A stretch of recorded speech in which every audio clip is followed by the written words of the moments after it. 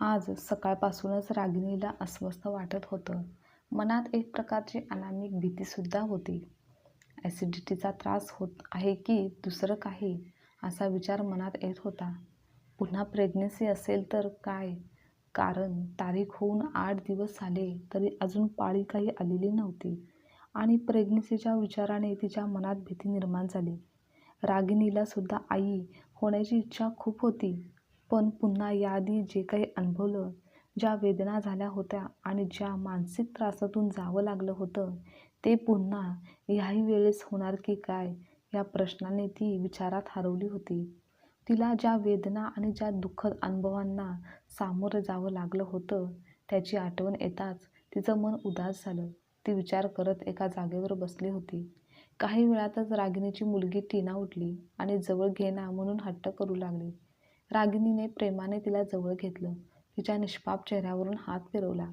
आज टीनाला सुट्टी होती, त्यामुळे तिला अजून झोपायचं होतं. पण रागिणीला उठून घरातील सर्व कामे करायची होती.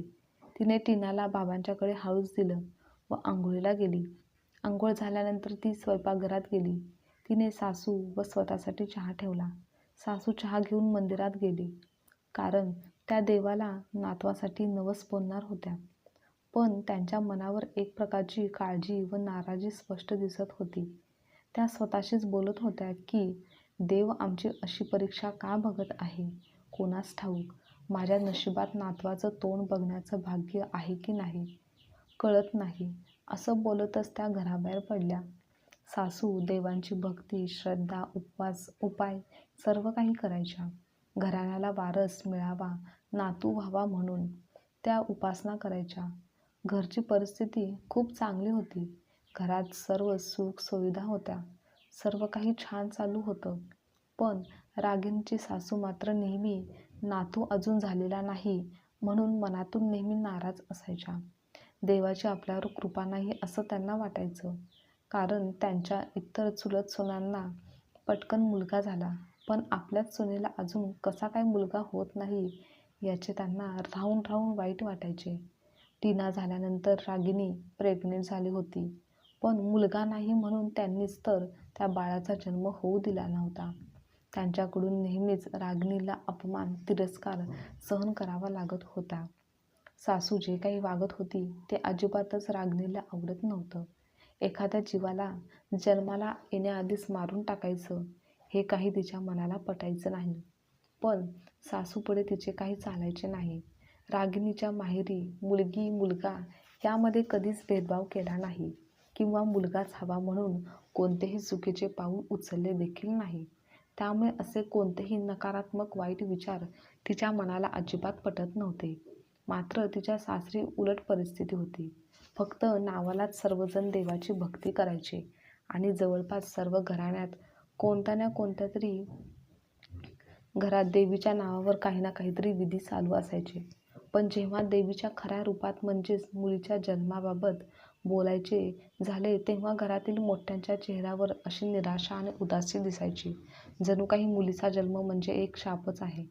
पण त्यांना हे कसं काय कळत नाही की घरात मुलगी जन्माला आली म्हणजे लक्ष्मीच घरी आली, असा विचार ते का करत नसतील, असा प्रश्न नेहमीच रागिणीला पडायचा. पण त्याचे उत्तर काही मिळत नसायचे. जेव्हा कधी रागिणीला एखाद्या वहिनीचे गर्भपाताची बातमी मिळायची, तेव्हा तिचं मन घृणा आणि रागाने भरून जायचं. असं एखाद्या आपल्या बाळाला स्वतःच्याच बाळाशी कसं काय कोणी करू शकतं? पण त्या बिचारा वहिनीचा काय दोष नव्हता. संयुक्त कुटुंबात घरातील मोठ्यांच्या विरोधात जाणं हे काही सोपं काम नव्हतं. चांगल्या चांगल्या लोकांचे मनोबल खचते. मग घरात एक वावरणारी सून काय त्यांचा विरोध करून संकट ओढावून घेईल? पण आता रागिणीने ठरवलं होतं की आता काही झालं तरी हार मानायची नाही. ती आपल्या पती सचिनसोबत बोलत होती. सचिन प्लीज, हे आपलं पहिलं मूल आहे, मी त्याला नक्की जन्म देणार, ती ठामपणे म्हणाली. मी तुझी भावना समजू शकतो रागिणी, आणि हे फक्त तुझं नाही, माझं देखील बाळ आहे. आईला तर समजावीनच, पण इथे आजूबाजूला जमलेल्या असलेल्या नातेवाईकांचं काय करू, जे नेहमी आगीत तेल ओतण्याचं काम करतात. या बाबतीत सचिन देखील हैराण झाला होता. रागिणी बोलते, काही झालं तरी मी सोनोग्राफी करणार नाही. काहीही करून आईला तुम्ही समजावून सांगा, असं रागिणी ठामपणे म्हणाली. बाळाबद्दल रागिणी कोणताही तडजोड करायला तयार नव्हती आणि तिने त्यानुसार पहिल्या वेळेस जेव्हा ती प्रेग्नंट झाली तेव्हा पहिले 3-4 महिने ही गोड बातमी कोणालाही न सांगण्याचा निर्णय घेतला होता. कारण तिला माहिती होतं, जे तिच्या इतर जावांसोबत झालं ते तिच्या बाबतीत देखील होईल. म्हणून तिने काही महिन्यानंतरच घरात सांगितलं की ती आई होणार आहे. तेव्हा सासू काही करू शकली नाही आणि काही महिन्यानंतर टीनाचा जन्म झाला. तेव्हा सासूने तिच्या जन्मालाच तेव्हा ती नाराज मनाने स्वीकारलं आणि तिच्या जन्मानंतर कोणताही कार्यक्रम केला नाही. तिचं बारसं सुद्धा घातलं नाही. पण रागिनी व सचिन तेव्हा आनंदी होते. बाकी कोणी प्रेम केलं नसेल तरी ते आपल्या छोट्याशा बाळावर खूप प्रेम करायचे. 2 वर्षांनी रागिनी पुन्हा आता गर्भवती झाली होती. पण यावेळेस सासू पूर्ण सजग होती. तिला पहिल्या वेळची चूक कोणत्याही परिस्थितीत पुन्हा होऊ द्यायची नव्हती. रागिनीच्या लहानात लहान हालचालीवर देखील सासूची नजर होती. त्यामुळे ती काहीही करू शकली नाही. आईच्या वागण्याचा सचिनला देखील कंटाळा आला होता. तो रागिनीला बोलतो, आईला प्रत्येक वेळी सांभाळणं माझ्यासाठी अशक्य होत आहे. मागच्या वेळेस आपल्या मनाप्रमाणे आपल्याला करता आलं, पण यावेळी आईच्या मनाने होऊ दे. घरातील वातावरण मला सहन होत नाही. मला शांतपणे जगायचं आहे. घरातील प्रत्येक गोष्ट सासू असं काही रडून सांगायच्या, असं काही सर्वांसमोर मांडायच्या की सगळ्यांच्या नजरा रागिनी आणि सचिनकडे वळायच्या. रोजच्या या कलहाला कंटाळून रागिनीने नाईलाजाने परिस्थितीशी तडजोड केली होती. तेव्हापासून आतापर्यंत गर्भपाताचा त्रास सहन केला होता. रागिनी पुन्हा आज त्याच वळणावर उभी होती. भूतकाळातील कटू अनुभव आठवून तिचे डोके दुखू लागले होते. ती काही वेळ आराम करते आणि संध्याकाळी आपल्या मैत्रिणीला भेटायला जाते, जेणेकरून मनाला थोडी विश्रांती मिळेल, थोडं बरं वाटेल. म्हणून ती मैत्रिणीच्या घरी गेली. मैत्रिणीला आपली परिस्थिती सांगू लागली. तेव्हा मैत्रीण तिला देखील वाईट वाटले. अलका रागिनीला धीर देत बोलू लागली की काळजी करू नकोस. काही वर्षापूर्वी माझ्यासोबत देखील असंच काहीसं घडलं होतं. माझ्या मुलीच्या जन्माच्या वेळेस इतका कलह झाला घरात. तिच्या वेळेस मला फसवून डॉक्टरांकडून सोनोग्राफी करून घेतली. त्यांना वाटलं की मला काहीच कळत नसेल. पण जेव्हा पोटात मुलगी आहे हे त्यांना कळल्यावर ते लोक माझ्याकडे गर्भपातासाठी मागे लागले. पण मग मी तयार झाले नाही. आता तूच सांग मला, जर माझे आईवडील माझ्यासोबत असेच वागले असते तर मी कशी जन्माला आले असते? मग काय झालं अलका? उत्सुकतेने रागिनीने विचारलं. काय होणार? मी माझ्या सासू-सासऱ्यांना सांगितलं आणि नवऱ्याला देखील सुनावलं. ते विचारू नको. सरळ मी सांगितलं की काहीही झालं तरी मी माझ्या बाळाची हत्या करणार नाही. माझे हातपाय सलामत आहेत. माझं शिक्षण झालं आहे. कसंही करून माझं आणि माझ्या मुलीचं पोट भरेल.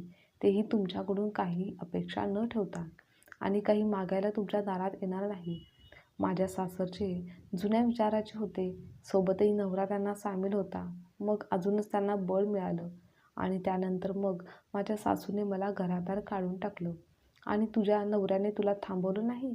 रागिनीने विचारलं. अगं तो काय थांबवणार? तो तर आपल्या आईच्या पदराखाली राहणारा मुलगा. मग मीही ठरवलं अशा नवऱ्याला दूर केलंच पाहिजे, जो दुःखात बायकोची साथ देण्याऐवजी आईच्या मागे लपून बसला असेल. असा नवरा जो आज आपल्या कामाला आला नाही, तो उद्या आपल्यावर वाईट वेळ आली तर काय कामाला येणार आणि आपली कशी साथ देणार? म्हणून तेव्हाच मी कठोर निर्णय घेतला. अर्थातच त्यावेळेस तो निर्णय घेणं सोपं नव्हतं. पण मला माझ्या मुलीच्या अस्तित्वासाठी हे करावं लागलं. आणि आता मी कमावते आहे आणि मुलीला फक्त एकच गोष्ट शिकवते की कोणाकडून, जगाकडून काहीही अपेक्षा ठेवू नकोस. स्वतःला मजबूत बनव, तरच स्वतःचे अस्तित्व अबाधित ठेवू शकतेस. अलकाचं बोलणं ऐकून रागिनीला आश्चर्य वाटलं. अशा विचाराचे लोक फक्त तिच्याच घरात नाहीत, तर इतरही घरात, समाजात असे विचार खोलवर रुजलेले आहेत. तुला खरं सांगू का रागिनी, मुलींना मारण्याचा अमानुष प्रकार सुशिक्षित, संपन्न कुटुंबामध्ये जास्त होतो, जे आपले जीवन देवाच्या इच्छेने नाही तर स्वतःच्या विचाराने जगतात. अनेक कुटुंबांमध्ये आजही मुलीच्या जन्माचा स्वीकार करत नाहीत. अशी मानसिकता जी त्यांना स्वतःच्या अंशाचा नाश करण्यासाठी प्रवृत्त करते. त्यामुळे आपणच खंबीर व्हावं लागतं. म्हणूनच तू सुद्धा आता तुला योग्य वाटणारा निर्णय घे. असं हतबल होऊन राहू नकोस. त्याचा सर्वात जास्त त्रास तुलाच होईल हे लक्षात ठेव. आणि ते सांगतात म्हणून तू तुझ्याच बाळावर अन्याय करू नकोस, त्या पापाचा भागीदार होऊ नकोस. अलकाचे बोलणे रागिणीला पटते. ती तिचे आभार मानते आणि तिचा निरोप घेऊन घरी जाते. फ्रेश होऊन आपल्या खोलीत येते. तिला आता संध्याकाळचा स्वयंपाक करायचा असतो, पण तिचे मन कशातच लागत नसते. ज्या गोष्टीचा तिला सामना करायचा होता त्यासाठी ती अजून तयार नव्हती. अलकाचे बोलणे तिच्या कानात अजूनही घुमत होते. ती किती धाडसी आणि मजबूत होती. अलकाने न पाहिलेल्या अजन्म बाळासाठी तिने एका झटक्यात सगळं सोडून दिलं होतं. ना समाजाची चिंता, ना डोक्यावर छताची फिकीर, ना नवऱ्याचा मोह, ना कशाचाच विचार न करता आपल्या मुलीसाठी हे धाडसाचे पाऊल उचलले होते. पण माझ्यात का नाही एवढं धैर्य, तिच्यात इतकी हिंमत? मग का मी थांबवू शकत नाही माझ्यावर होणारा अन्याय? पण मी तर सचिनशिवाय राहण्याची कल्पना देखील करू शकत नाही. मी शिकलेली असून देखील अशा अन्यायापुढे काहीच करू शकत नाही. मी एक जिवंत व्यक्ती की खेळणं ज्याचा रिमोट कंट्रोल दुसऱ्याच्या हातात आहे. रागिणी स्वतःच्या विचारांमध्ये पूर्णपणे गुंतलेली होती. बाहेर पडण्याचा काहीच मार्ग तिला दिसत नव्हता. दुसऱ्या दिवशी सकाळी सचिन उठून आपल्या रोजच्या कामामध्ये व्यस्त झाला. पण रागिणी मात्र तिच्याच विचारात हरवलेली होती. ती त्यांच्याशी काहीही बोलली नाही. तिच्या मनात एक विचित्र कोंडी होती. थोड्या वेळात सासूबाईही आल्या. रागिणीची गोड बातमी लक्षात येताच त्या आनंदाने फुलून गेल्या आणि म्हणाल्या, मला माहिती होतं असंच होणार. देवी मला निराश करणार नाही. काल रात्रीच तिने मला स्वप्नात येऊन सांगितलं होतं की माझ्या घरचा नातू येणार आहे. पण यांच्या स्वप्नात किंवा कल्पनेत देवी देवतांकडून ऐकलेली ही ईश्वरी वचन नव्हते, तर स्वतःच्या मनाला दिलेले खोटे आश्वासन होते. हे सासूबाईंना कधीच समजलं नाही. कारण रागिणीच्या मागील गर्भधारणेच्या दरम्यान देखील देवीने त्यांना स्वप्नात येऊन नातवाचा संदेश दिला होता, जो नंतर निराधार ठरला होता. सासू घाईगडबडीत बोलू लागल्या, मी तिला फोन करते, ती वेळेतच चाचणी करून घेईल. सासूच्या या शब्दांनी सचिन निर्विकार भावाने रागिणीकडे पाहिला. रागिणीच्या डोळ्यात तिच्या मनाची वेदना स्पष्ट दिसत होती, जे समजूनही तो काहीच बोलू शकला नाही. रागिणीला 3रा महिना चालू होता. सासूने तिच्या सोनोग्राफीसाठी अपॉइंटमेंट घेतली होती आणि निकाल अनुकूल नसल्यास गर्भपाताची तयारीसुद्धा केली होती. रागिणीसोबत दवाखान्यामध्ये सचिनला न पाठवता सासूबाई स्वतः जात होत्या, कारण त्यांना आपल्या मुलावर पूर्ण विश्वास नव्हता. रागिणीची सोनोग्राफी झाली. सासूबाईंच्या आशेवर पुन्हा एकदा पाणी फिरलं होतं. पण त्या नियतीसमोर झुकायला काही तयार नव्हत्या. त्यांनी लगेच गर्भपात करण्यास सांगितलं. पण डॉक्टरांनी त्यांना गर्भपातासाठी दुसऱ्या दिवशी यायला सांगितलं. मग त्या नाराज मनाने घरी परतल्या आणि घरात चर्चा सुरू झाली. तेव्हा रागिणीच्या मनाची घालमेल वाढत चालली होती. तिचे अंतर्मन ओरडत होतं, नको होऊ दे हे पाप, पुरं झालं. स्वतःच्या बाळाची हत्या करणे थांबव. आता अजून किती निष्पाप जीवाचा बळी देणार आहेस? हे पापाचे ओझे अजून किती काळ उचलत राहशील? तुझ्या मैत्रिणीचा त्याग आठवतो का, जेव्हा तिने आपल्या पोटच्या रक्षणासाठी सगळं काही सोडलं? तर तू का नाही करू शकत? काय होईल जास्तीत जास्त असंच ना की तुला घर सोडावं लागेल, पण निदान आपल्या मुलीला जिवंत तरी पाहू शकशील. तो छोटा जीव तुझ्यावरच पूर्ण अवलंबून आहे. ती विचार करत असेल की माझ्या आईच्या पोटी मी सुरक्षित आहे. माझी आई आहे तर कोणीच माझं काही करू शकतं का? तर ती निर्धास्त झोपली असेल. तिला काय वाटेल जेव्हा तिला समजेल की जिच्या पोटी ती आहे तीच तिची प्राणघातक बनली आहे. नको करू हा अन्याय तिच्यासोबत. आज सचिनच्या प्रेमाची परीक्षा होऊ दे.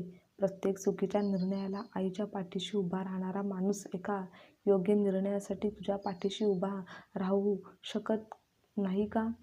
आणि जर तो आज तुझ्या पाठीशी उभा राहू शकला नाही, तर मग अशा नवऱ्याकडून काय अपेक्षा ठेवायची?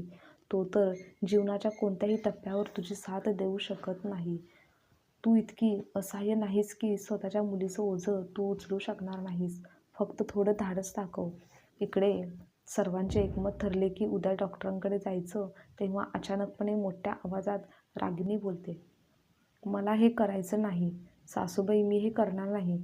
आजवर मनात घेतलेला निर्णय बाहेर पडला होता. आई, सून घर बसवण्यासाठी असते, उद्ध्वस्त करण्यासाठी नाही. त्या क्षणी सचिन देखील, जो आजपर्यंत सासूच्या अपेक्षेसमोर झुकला होता, तो आता रागिणीच्या बाजूने उभा राहिला. बोलू लागला, जे रागिणीसाठी अनपेक्षित होतं. तरीही आई बोलते, सचिन तिला समजावून सांग, नाहीतर तिचं आमच्याशी काही नातं राहणार नाही. सासू रागाने ओरडल्या. ठीक आहे सासूबाई, मी यासाठी सुद्धा तयार आहे. पण यावेळी माझ्या बाळावर अन्याय होऊ देणार नाही. माझा निर्णय मी बदलणार नाही. पुढे जशी तुमची इच्छा. तिचा आवाज आणि भावना दोन्ही शांत होत्या. आज मानसिक संघर्षाच्या वादळाने एका निर्णयावर स्थिरता घेतली होती. आता ती कोणत्याही परिस्थितीला सामोरे जाण्यास तयार होती. आई, रागिनी बरोबर बोलत आहे. कोणीही कुठेही जाणार नाही. आई, तिने जे काही केलं ते योग्य आहे. मला हेच करायचं होतं. पण का कोण जाणे, धाडस करायला काही जमलंच नाही. आपल्या या आधीच्या मुलीच्या हत्येचे पाप अजूनही मला सलते आहे आणि पुन्हा ते स्त्रीचं पाप सहन होणार नाही. सहन करण्याची ताकदच माझ्यात नाही. सचिन धाडस करून बोलत होता. हे काय बोलतोस तू तिच्यासोबत? तुझंही डोकं फिरलं आहे का? मरल्यानंतर तुझे श्राद्ध क्रियाक्रम करणारं कोणी नसेल तर आत्म्याला मुक्ती मिळणार नाही. आईच्या या शब्दांनी सचिनची सहनशीलता संपली आणि तो बोलतो की आत्म्याला मुक्ती आपल्या चांगल्या वाईट कर्मामुळे मिळते, कोणत्याही कर्मकांडामुळे नाही. आणि आज एक गोष्ट स्पष्ट ऐकून घ्या.